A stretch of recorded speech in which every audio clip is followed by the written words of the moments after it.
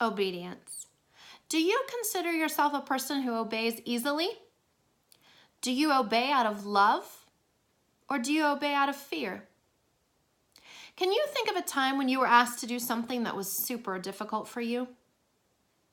Writing this book, as you know, was very hard for me, and it was a huge lesson in obedience. And my obedience didn't always come quickly, and sometimes it looked pretty horrific. Finishing what we start takes hard work. It takes self-discipline, patience. It takes wise guidance. Because you see, vision can get us started on a project, but without wisdom and guidance, we don't have what it takes to finish those projects, and we're left with things undone. Obedience is always a choice. And if you're human, obedience doesn't come naturally. Rather, it's a learned behavior. Obedience, practiced and lived out, can become a behavior. Choosing to obey over our feelings is so hard. What are some of the things that God's asked us to do? Asked us to obey. Be self-controlled. Set your hope fully on Jesus. Don't conform to the pattern of this world. Here's one. Be holy as I am holy, meaning God. Holy cow, hard. Live in reverent fear, awe of our Creator. Put our faith in God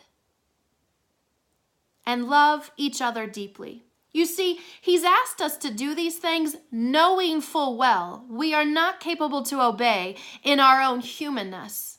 Thus, He gifted us with Jesus. You see, when we walk with Jesus, He gives us the wise counsel. He gives us the patience, all the things that we need to be obedient. And because Jesus resides in our heart, this obedience comes from our heart. It's an obedience out of love. Ephesians 6:6 tells us, doing the will of God from your heart. You see, God doesn't want our obedience out of fear. He's not a parent that scares us into obedience.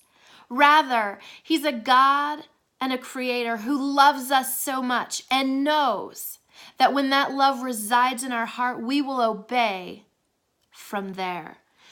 You see, when we know that God loves us, when we truly know it in our hearts, we will obey and follow after Him from there. And obedience won't always be fun, easy, or a lot of times even make sense.